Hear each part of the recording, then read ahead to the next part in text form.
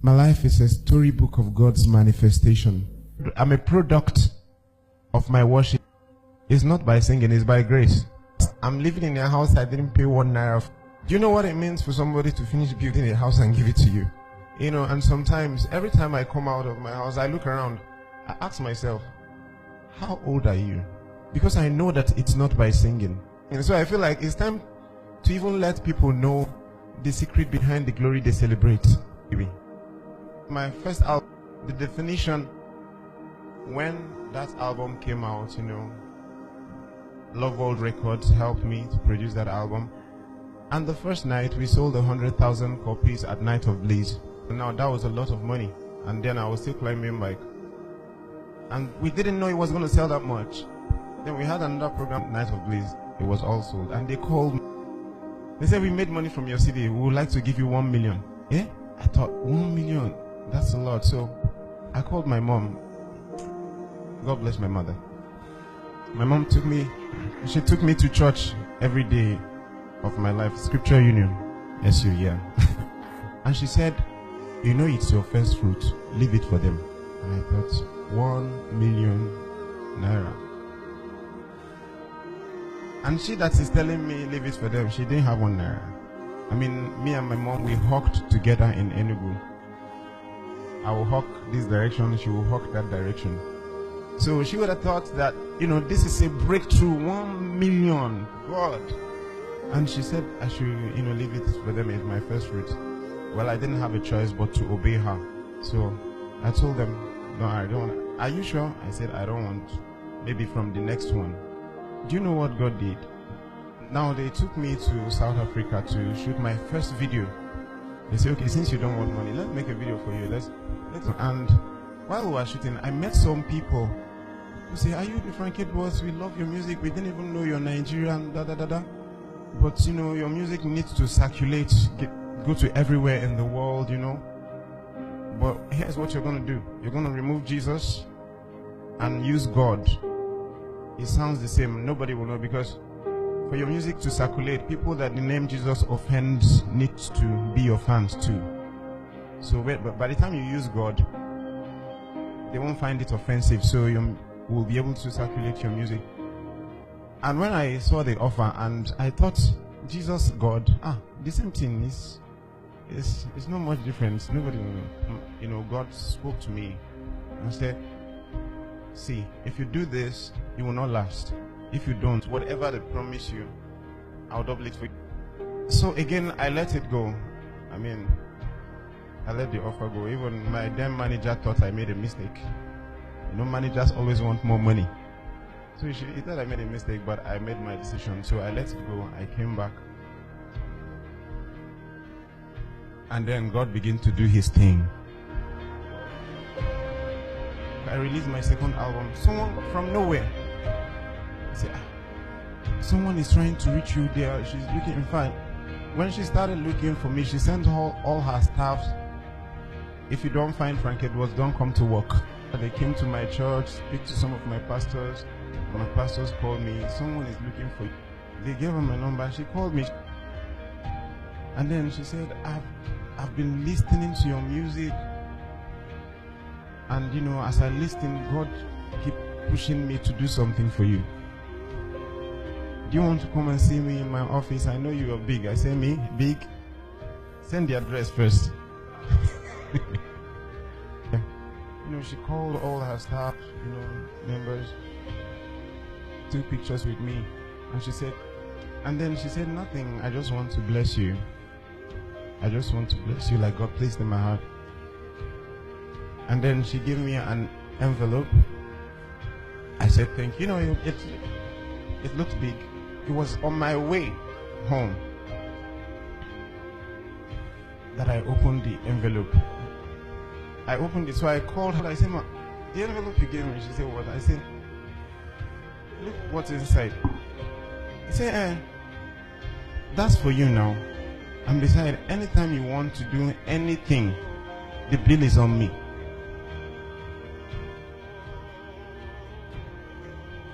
Okay, then now I have $10,000. I didn't do anything for you.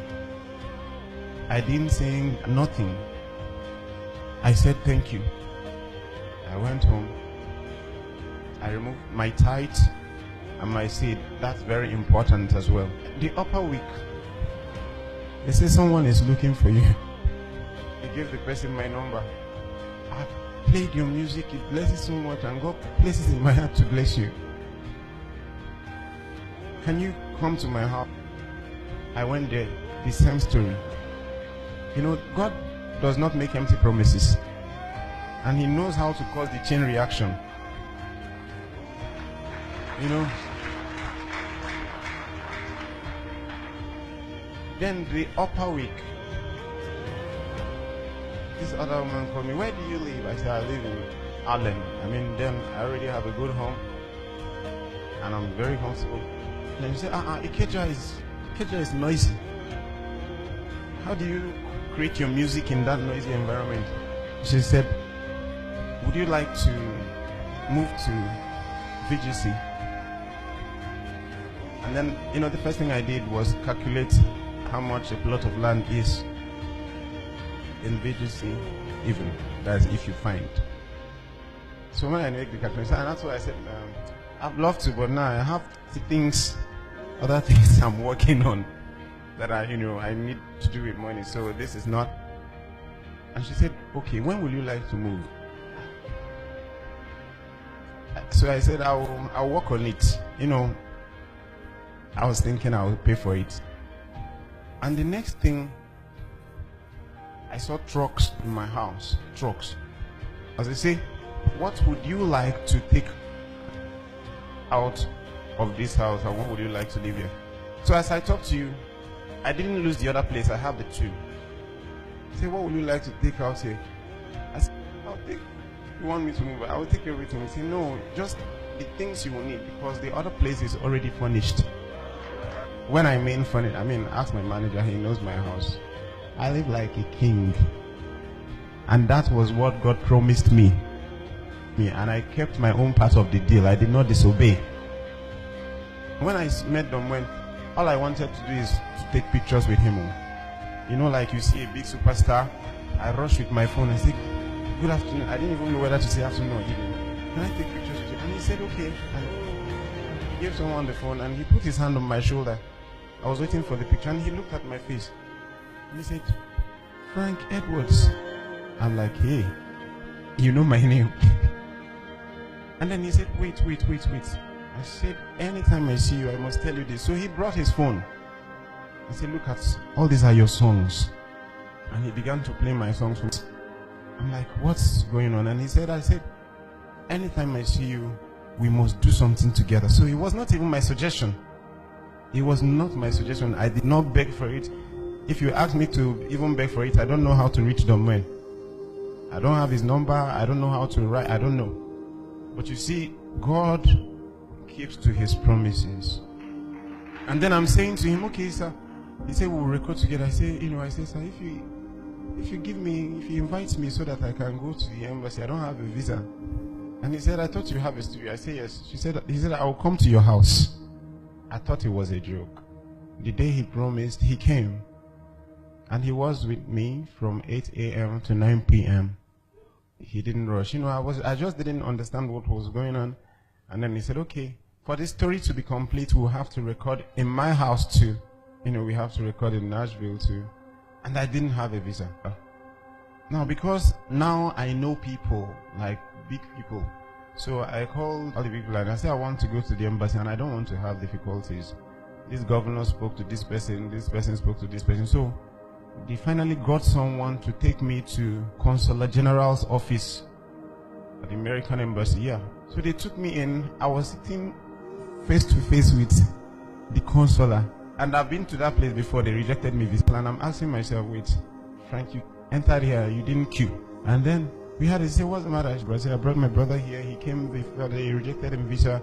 So now he wants to apply again, but we don't want the same program.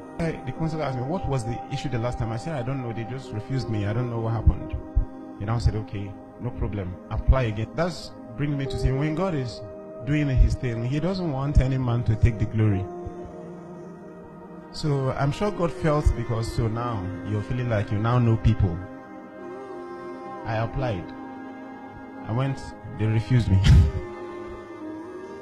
And now I'm thinking, if you have a meeting with Consulate General and they refuse you visa, what else do you want to do? I didn't know God probably was not happy with that. I prayed, when it came to my mind that maybe God is not happy. And so I said, Lord, I'm sorry if I've gone the wrong way about this visa issue. I apologize. And then as I prayed that prayer and stood myself, I had a confirmation to go back again. This time I didn't tell anybody.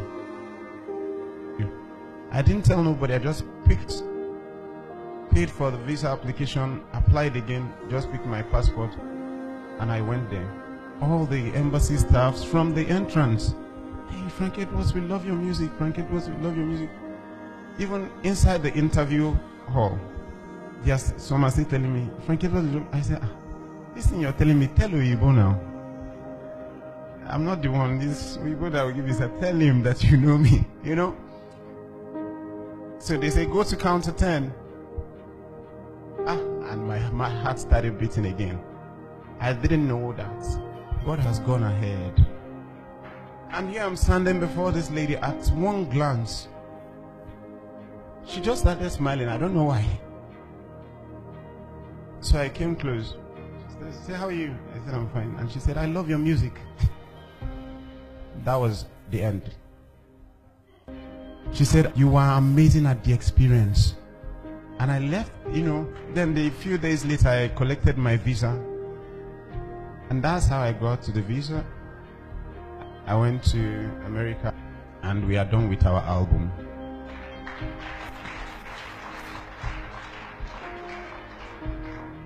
You will hear Domain speak Igbo for the first time. Yeah. And this is the first African collaboration with Domain or any, Integrity Music. They've never done it before.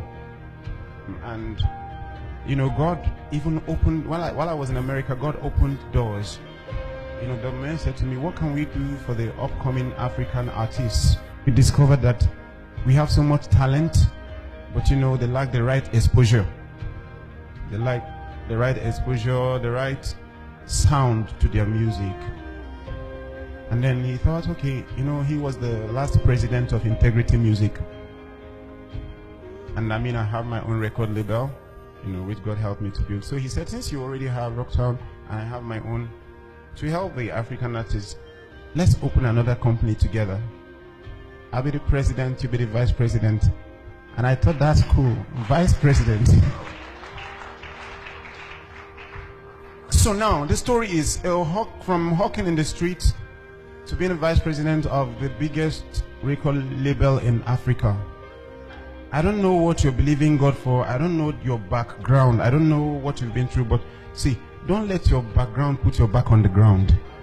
It doesn't matter what you have done. It doesn't matter who gave birth to you. It doesn't matter, they say, in your family they don't marry. In your family this, in your family that. Tell them, this is me. He who is in Christ is a new creation. All things has passed away. Everything has become new.